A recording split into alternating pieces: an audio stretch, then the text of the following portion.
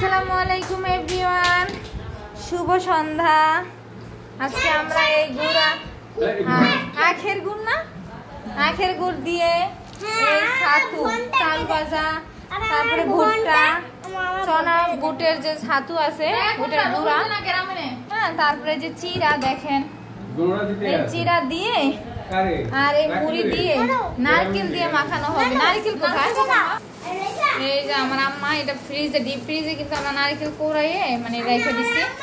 এখন এটাকে বের করে এখন এটার সাথে মানে রাখবো, মাখবো আর কি।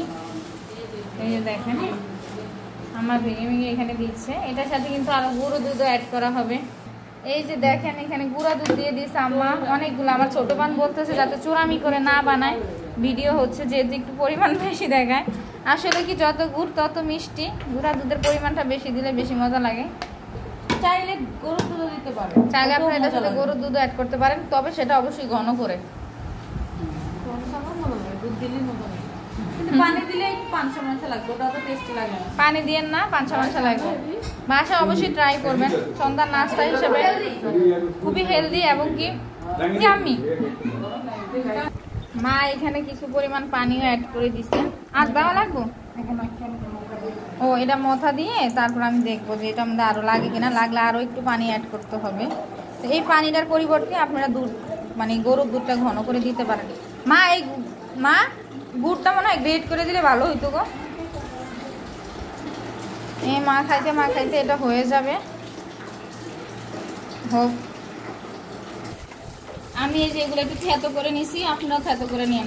আর এখানে মনে হয় চিনি লাগবে, আমার মাই গুড়ের পরিমাণ কম দিছে, কারণ কিনা গুড় তো বোঝেনি।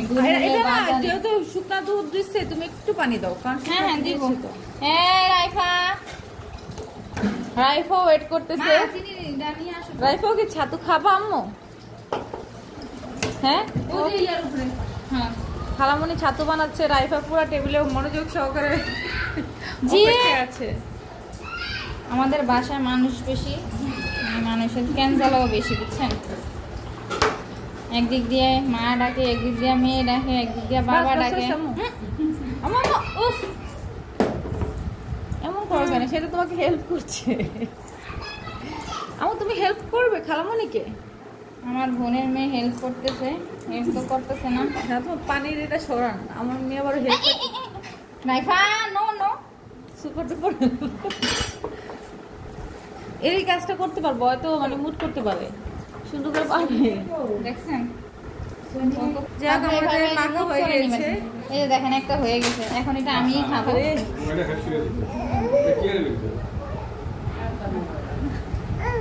সবাই ভালো থাকবেন, সুস্থ থাকবেন। আজকের ভিডিও পর্যন্ত, আল্লাহ হাফেজ।